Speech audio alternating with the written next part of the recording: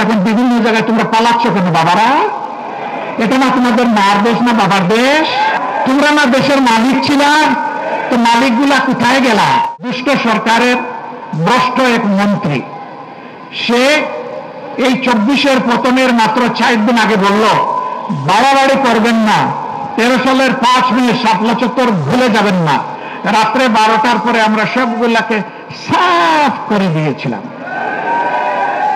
একজন বলেছিল না এই কথা, বাবাজি এখন তুমি কোথায়?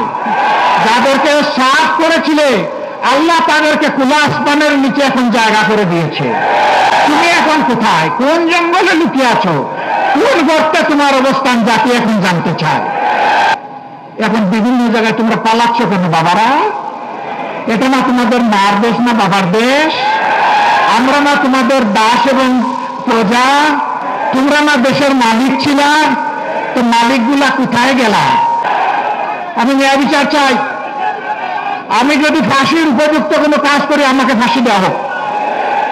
আদালতে আর ন্যায় ভ্রষ্ট কোনো বিচার চাই না। কোন দুর্বৃত্তকে আদালতের চেয়ারে আর দেখতে চাই না। যারা বিবেকের এই আমানত রক্ষা করতে পারবে তাদেরকেই আমরা আদালতের বিচারের আসনে, সম্মানিত আসনে দেখতে চাই।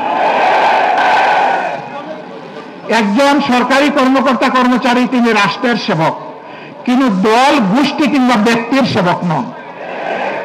আমরা এমন কোন কর্মকর্তা কর্মচারী আগামীতে দেখতে চাই না যে যাদেরকে বাধ্য করা হবে রাষ্ট্র জনগণ বাদ দিয়ে গোষ্ঠীর পূজা করার জন্য। এমন একটা দেশ আমাদের সকলের কামনা। সেই দেশটা আমাদেরকেই গড়তে হবে ইনশাআল্লাহ।